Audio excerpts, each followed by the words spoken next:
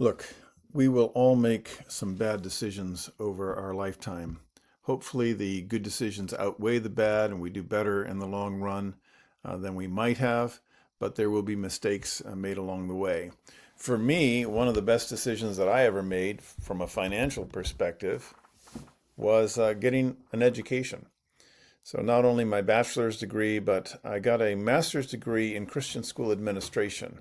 And that degree helped me avoid a lot of mistakes in leading the school where I was principal, a school I actually founded. And we did very well over the years, particularly in terms of balancing the budget and keeping the school on track and paying our teachers well and those kinds of things. So it was the understanding of how to do that that gave me the foundation to lead the school the way I did. So that investment, I probably never recovered what I spent on that degree as far as the increased pay that I got for having a master's degree.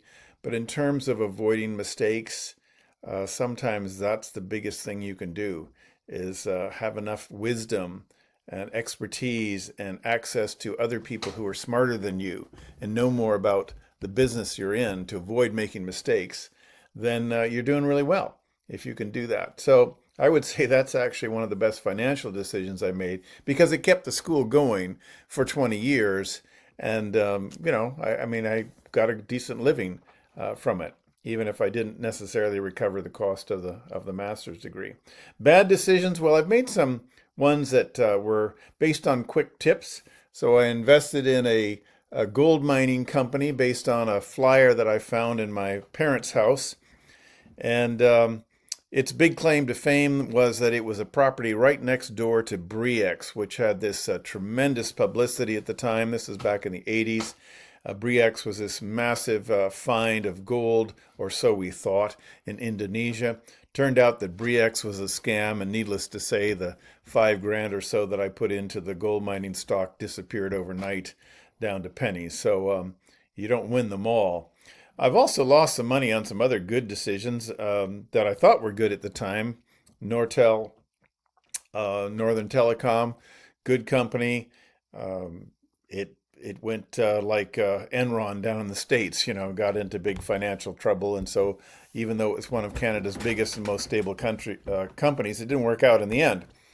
Another one was Chorus Entertainment, which was highly regarded um, in the media, radio, television area. And over the years, I invested even as the market was going down. I bought more because the advisors I was reading said it was still a good stock to hold, and in the end, lost a lot of money on that one. So you have to accept that if you are an entrepreneur, if you are investing, if you are planning to take some risks in order to increase your return over time, you will make some mistakes.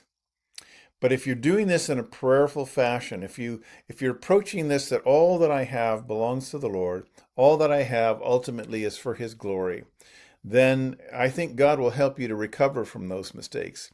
And indeed, over the years, through investing in the stock market, I've been able to double and double again and probably double one more time the initial investment that I made years ago.